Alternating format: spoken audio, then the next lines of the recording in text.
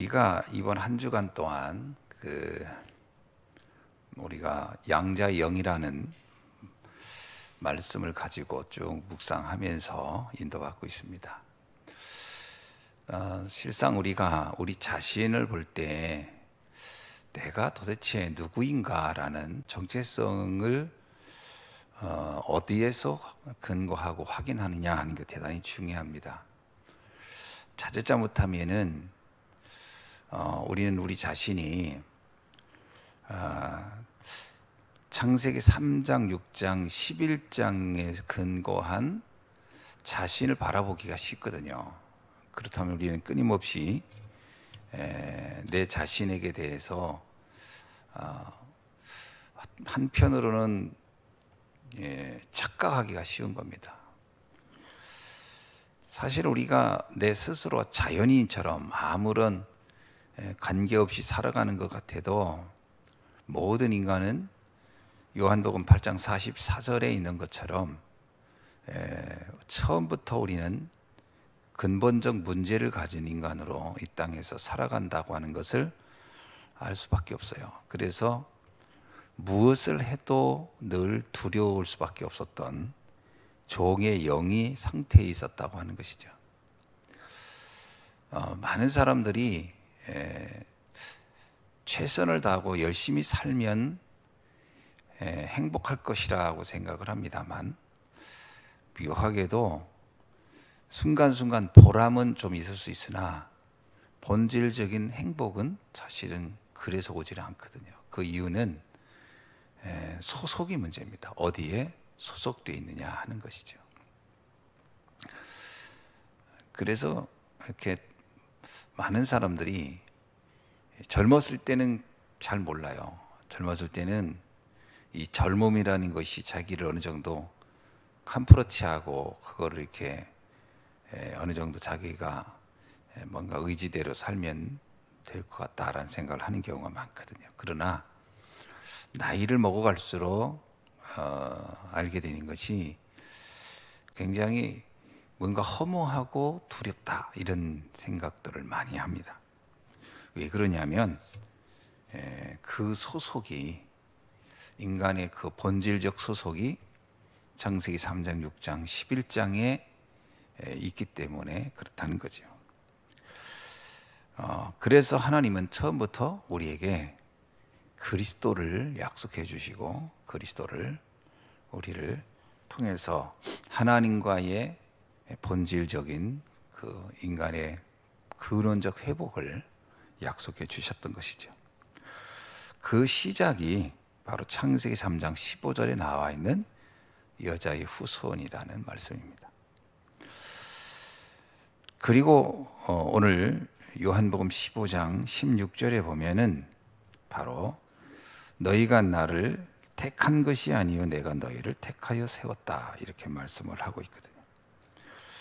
하나님께서 원하는 자, 영세전에 창세전에 원하는 자를 선택하여 부르신다라는 겁니다. 마가복음 3장 15절에서도 그런 말씀을 하잖아요.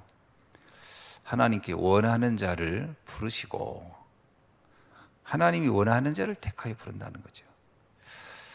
사실 그래서 바울은 그것을 가리켜서 은혜다 이렇게 표현을 합니다. 어떻게 해서 내가 하나님을 알게 됐을까? 어떻게 해서 내가 복음을 알게 됐을까? 그것은 은혜라는 것 외에는 달리 설명할 수가 없습니다.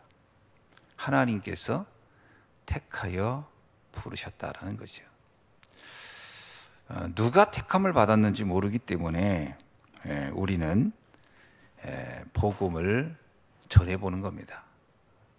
그죠? 어떤 사람이 택함을 받았는지 외모를 가지고는 알 수가 없으니까. 그런데 분명히 하나님께서 택한 자는 복음을 듣게 되어 있다라는 거죠. 그래서 오늘 본문에 보면은 내가 너희를 택한 것이 너희가 나를 택한 게 아니고 내가 너희를 택하여 세웠다. 그러면 하나님께서 우리를 택해서 무엇을 하시려고 하는 것이냐? 이는 너희로 가서 열매를 맺게 하고 이렇게 합니다. 그리고 또 너희로 열매가 항상 있게 하여. 그렇습니다. 이게 굉장히 중요해요. 열매 있는 인생이죠. 도대체 어떤 열매를 맺으라고 한단 말일까요? 그것은 이 열매는요, 하나님과 함께하는 열매입니다. 그죠? 이게 가장 최고의 열매예요. 우리가 무슨 열매를 맺느냐라는 얘기를 자꾸 하죠. 그래서 나는 응답이 있다 없다 뭐 이런 얘기하는데요. 우리에게 최고의 열매란 건 생명의 내게 있는 겁니다. 그래서 아들이 있는 자에게는 생명이 있고 아들이 없는 자는 생명이 없느니라. 그렇다면 엄밀하게 말하면 하나님을 떠난 사람에게는 이 생명의 열매가 있을 수가 없는 거죠. 오직 그리스도 안에 있는 사람만이 참 생명 열매를 맺을 수 있게 한다라는 것을 약속하고 있는데요. 그런데 이 구원이 일시적으로 있다 없어졌다 막 이렇게 하는 거냐? 그렇지 않습니다. 이것은 항상 있게 한다는 거예요. 항상. 이게 한 번 구원을 받았다고 하는 것은 굉장히 중요합니다. 그래서 간혹 그런 질문을 많이 하거든요. 과연 구원이 변화되는 것이냐?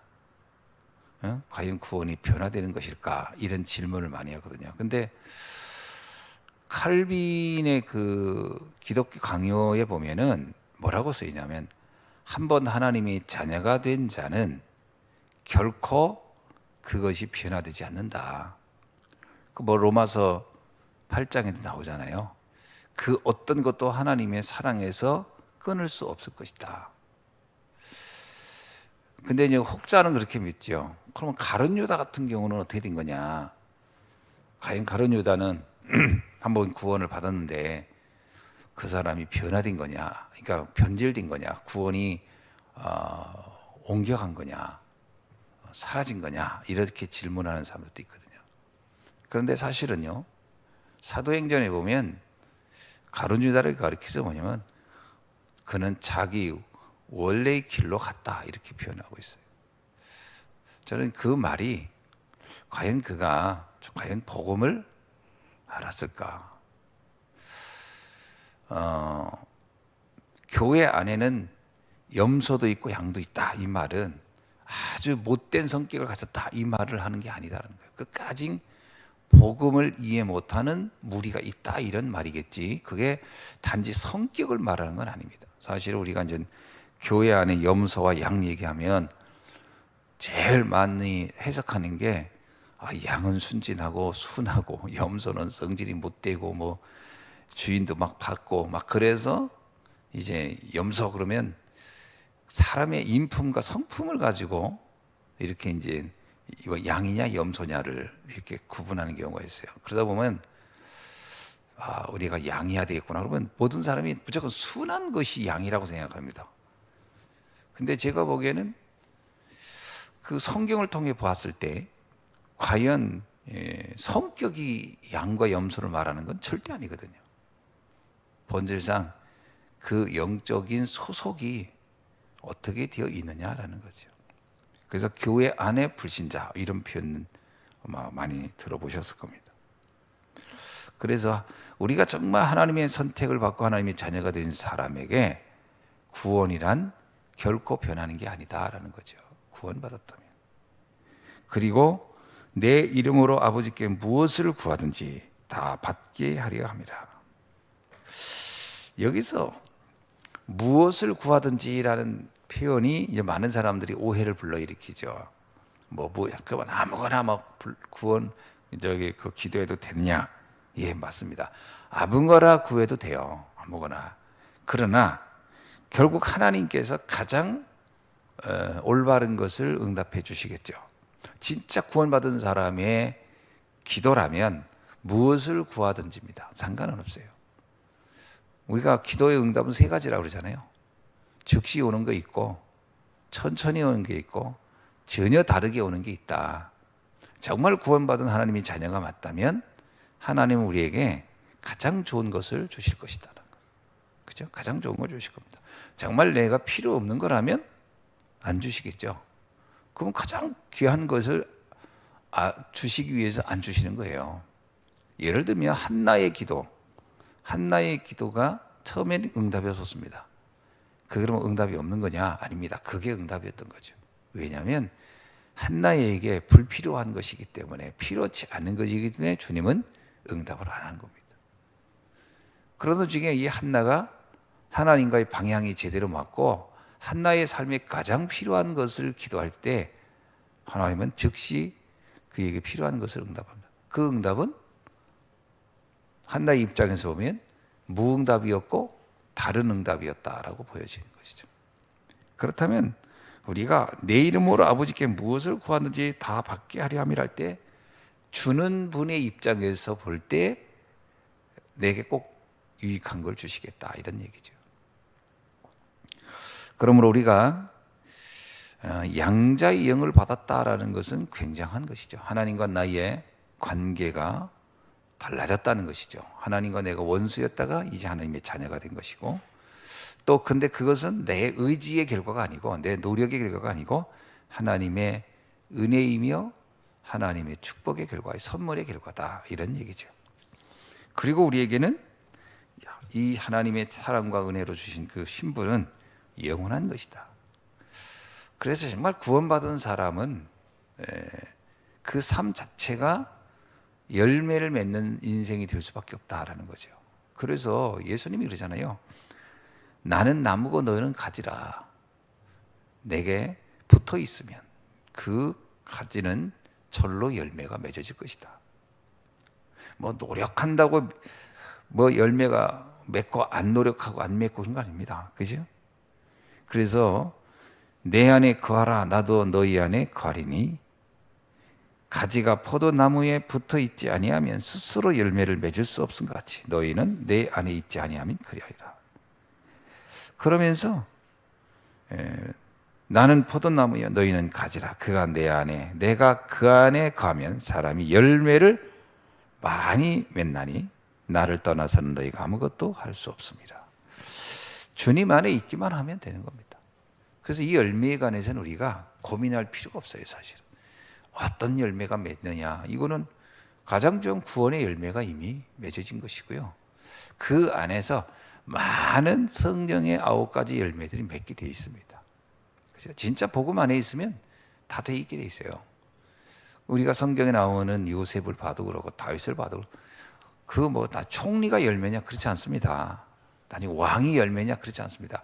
주님과 함께하는 삶 속에서 나타나는 모든 것이 열매지요. 그렇죠? 그게 열매 아니겠습니까? 하나님과 함께하는 열매, 하나님의 자녀가 된 신분, 영생과 구원, 구원과 영생과 영원한 삶이 계속해서 나타나게 되어 있는 거죠. 두 번째는 뭐냐면 하나님의 자녀가 됐다는 것은 영원한 보호자 속에 있다는 겁니다. 보호자가 된 거예요. 그래서 우리가 사단의 영, 종의 영을 붙잡게 되면은 사단이 우리의 인생의 주인이 되어버린 거예요. 주인이 누구냐라는 게 되게 중요하거든요. 그래서 요한복음 8장 44절은요, 그게 뭐냐면 소속입니다. 누가 어디에 소속되어 있냐, 거기에 있다는 것은 굉장히 중요한 거거든요. 뭐 가끔 그러잖아요. 좀 왜 하필이면 나는 이곳에 태어나서라는 말을 하는 사람이 있고, 또 다행히도 야, 내가 그곳에 태어나지 않은 게 참 다행이다, 이런 경우도 있잖아요. 저는 이번에 그 우크라이나하고 러시아하고 싸우는 걸 보면서 느끼는 거지만, 야, 진짜 사람이 그 한 사람의 죽음이, 어떤 죽음은 그 한 사람의 죽음을 놓고 전 뭐 공동체가 막 안타까워하고 막 이런 죽음이 있으면 절대 안 됩니다, 막 이렇게 하는데, 그 한 사람 한 사람의 영혼이 다 귀하고 다 소중하잖아요. 근데 전쟁터에서 그렇게 허무하게 죽는 걸 보면, 야, 나는 진짜 너무 어이가 없더라고요. 어제 보니까 지금 그 러시아에서 죽은 군인들이 숫자가 너무 많대요. 생각보다 상상할 수 없이. 그런데 이거를 국민들에게 알리면 뭐 이제 문제가 생길까봐 시신을 조금씩 들어와서 알려줘라. 그래가지고 지금 러시아에 살고 있는 사람들은 지금 전쟁에서 거의 안 죽었다고 생각한다, 이런 거예요. 다 언론을 차단한 상태니까. 그러니까 이 외부의 언론을 아는 사람은 막 분노해가지고 막 뭐라고 하는데 이게 다 차단돼가지고 일반 국민들은 모른다는 거예요. 그러니까 뭐 하루에 한 명, 두 명 이렇게만 시신이 이렇게 알려진다는 거. 그러니까 전 국민의 한 명, 두 명이면 거의 표가 안 나잖아요. 그 나머지 시신 어떡하냐? 그냥 소각해 버려라. 나중에는 무연고 뭐 이렇게 그냥 전쟁에 죽었다 이렇게 하고 말겠죠. 그리고 아예 시신을 놓고 가버려가지고 우크라이나 군인들이 우크라이나 측에서 그 시신을 다 수습해서 냉장 보관하고 있는데 지금 1,000몇 그루가 있대. 이야, 난 그 얘기 듣는데 거기도 시신으로 있는 한 인간의 그 존재가 그 가족이 있을 테고 그 사람의 형제들이 다 있을 텐데 그 영혼이 너무나 안타까운 거예요. 정말 자기들은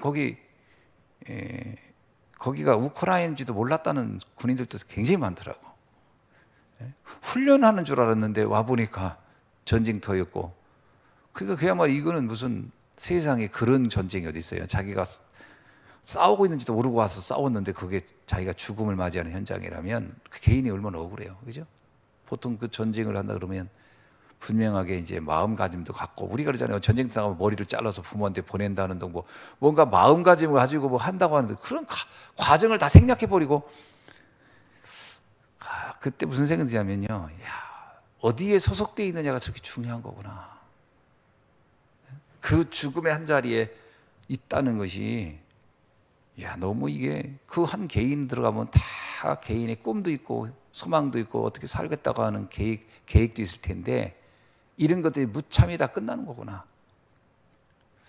그때 이 소속이라는 게 참 중요하다, 이런 생각을 많이 하죠. 그래서 우리가 어디에 속해 있느냐, 하나님의 완벽한 보호 속에 있느냐 아니냐. 자, 그리고 또 하나가 뭐죠? 우리로 하여금 주님은 이 사명을 전하는 사람으로, 이 복음을 전하는 사람으로 주님은 우리를 부르시고 있다는 거죠.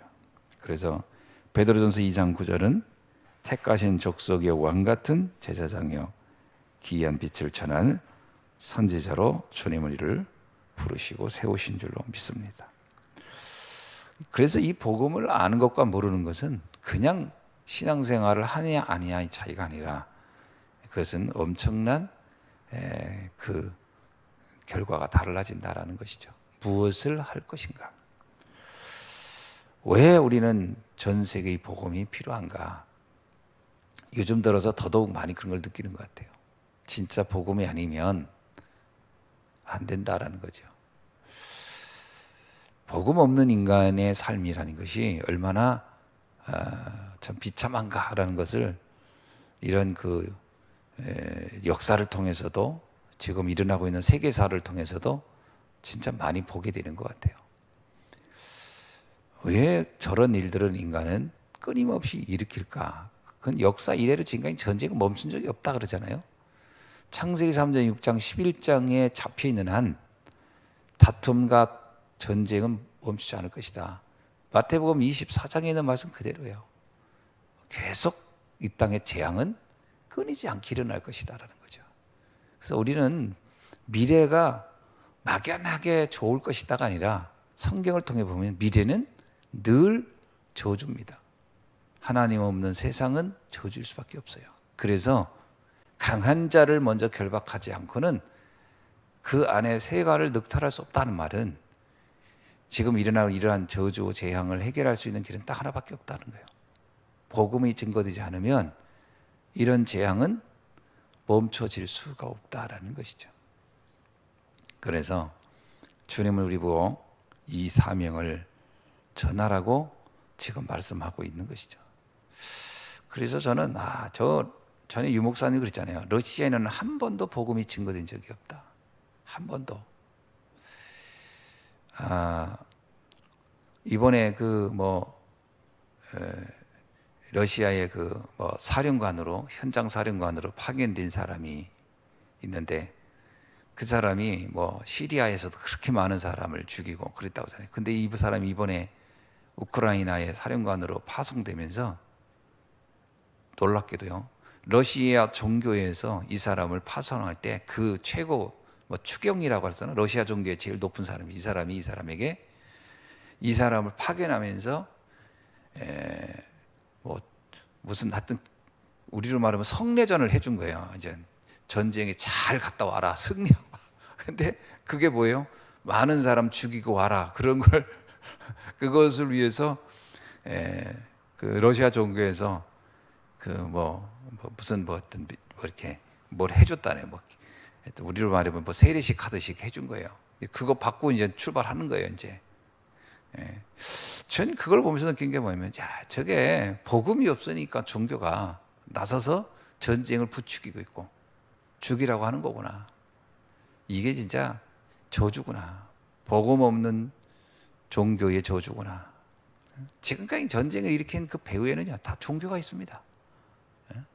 권력과 결탁하고 끊임없이 인간의 욕망을 자극하고 거기다가 욕망에다가 확신까지 넣어주고 믿음까지 넣어주는 거예요.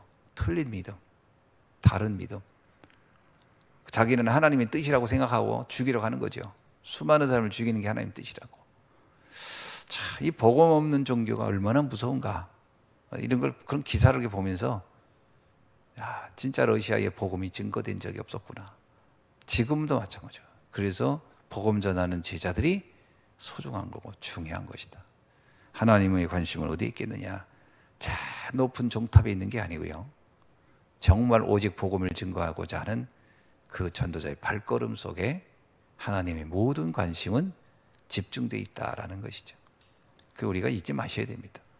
자꾸 껍데기 보고 그 사람이 위치와 지위와 높은 어떤 그런 거 가지고 하나님이 관심이 있을 것 같지만 그렇지 않습니다. 사울왕의 그 높은 궁궐에 있는 사울왕에 하나님이 관심이 있는 게 아니고 저 광야를 걷고 있는 다윗에게 하나님이 관심이 있었던 것처럼 오늘 우리는 이 복음을 들고 가는 전도자의 발걸음 속에 하나님의 모든 관심이 집중되어 있다는 것을 꼭 기억해야 할 줄로 믿습니다. 기도하겠습니다. 하나님 감사합니다. 오늘 또 하나님의 거룩한 자녀로 양자의 영의 축복을 받은 저희로서 이제 하나님의 완벽한 영세전부터 창세전부터 선택된 자녀이며 또 하나님의 완벽한 보호 속에서 그리고 이 땅의 모든 저주 재앙을 해결할 전도자로 우리를 나그네로 남은 자로 정복자로 불러주신 것을 감사드립니다. 이 놀라운 은혜를 잊지 않고 끝까지 누리며 전 세계 모든 민족에게 복음이 증거될 수 있도록 하나님이 역사하여 주옵소서. 지금 이 땅에 일어나고 있는 모든 저주 재앙이 바로 그 근본에는 창세기 3장, 6장, 11장에 움직이는 흑암의 권세여 공중 권세 잡은 자에 의해서 이루어지고 있음을 우리가 알고 있사오니 하나님이여 모든 현장에 흑암이 결박되고 하나님의 나라가 임하는 귀한 역사가 임하게 하여 주옵소서. 내 개인의 하나님의 나라가 임하게 하시고 우리의 가정과 또 우리의 민족과 전 세계 모든 종족에게 하나님의 나라가 임하게 하여 주옵소서. 예수 그리스도의 이름으로 기도하옵나이다. 아멘.